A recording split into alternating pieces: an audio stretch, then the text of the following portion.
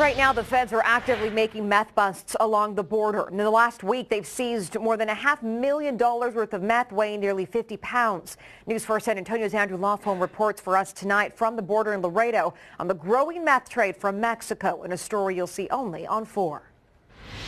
Of all the meth here in America, the DEA says 90% of it came from across the border over in Mexico. Mexican super labs are able to create a form of meth that is so pure and so cheap that Americans can't seem to get enough of it. Growing up in a small Texas town outside of San Antonio, Mandy Jo Myers felt she was always missing something in her life. I grew up with low self-esteem my entire life.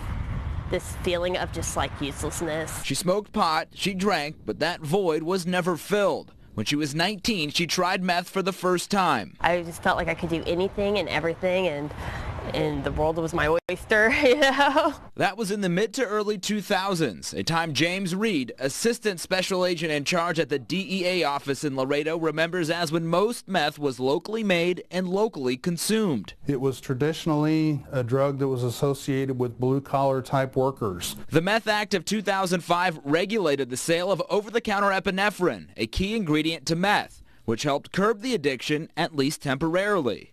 According to the Texas Department of Health, after 2006, the number of people seeking publicly funded treatment for meth had been trending downward. But just recently, demand is picking back up, and Mexican drug cartels are taking notice. The chemicals are readily available from China, which is where the Mexican producers obtain them from. For the first time ever, in 2015, the amount of people seeking help in Texas surpassed 8,000.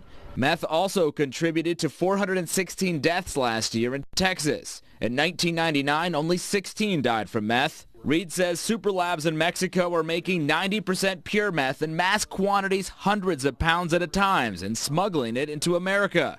Production most American labs can't keep up with. The Mexican drug cartels are taking advantage of the fact that we have an addiction problem in the United States. According to the DEA's drug threat assessment, meth's availability in the Southwest has spiked since 2013, the highest in the country. Now we see it across all demographics. It coincided with an increase in meth busts along the border, too. We can't just arrest ourselves out of this situation.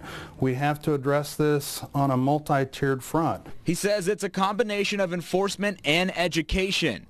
Education from people like Mandy Jo, who's now 4 years clean. My best day high is not as good as my worst day sober. It's the unlikeliest of teams. Once the demand stops, so will the meth flowing across our border.